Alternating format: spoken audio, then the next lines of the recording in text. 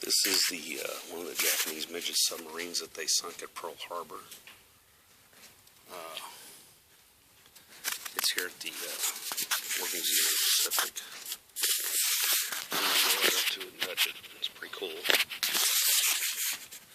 Here's the conning tower. It held 2 torpedoes. They couldn't reload the torpedoes. They were fixed much like a PT boat. None of the Midget submarines in Pearl Harbor really had any impact on the battle. The bombing did all the. And here's where the torpedoes were preloaded. Pretty cool. Anyway, I'm going to let this little run. There's going to be a show here in a few minutes, and I'm going to let some of it run, but I'm going to use the time before it starts. Before that starts, let's talk about the USS Ward. The USS Ward here, this is a model of it.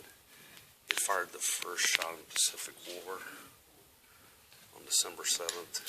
It sank it was the one that sank the mini sub, the USS Ward. And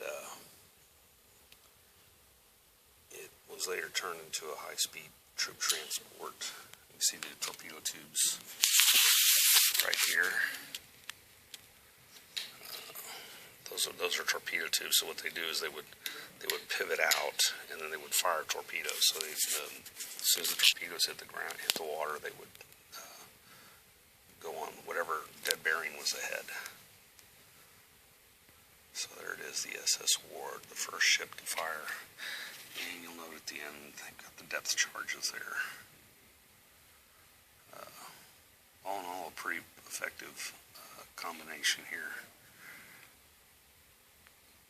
Depth charges, 3, 6, 9, 12 torpedo tubes, and a couple of guns.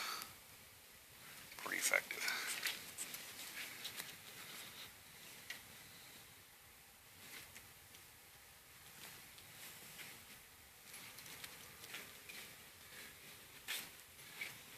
This one was dragged out of the mud.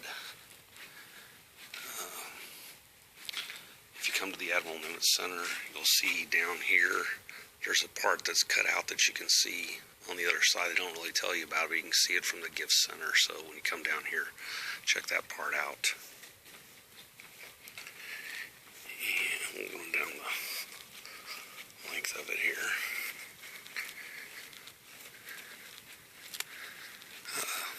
Like I said, it had a 4-man crew, and it had 2 counter-rotating propellers, and that helped it go straight. And let's look at the counter-rotating propellers here. Yeah, so much like a helicopter, has the propeller on the back to keep it from rotating along the axis of the main. So does this. It helps keep it straight. Otherwise, it would turn to whichever way the one propeller went. Anyway, pretty cool here.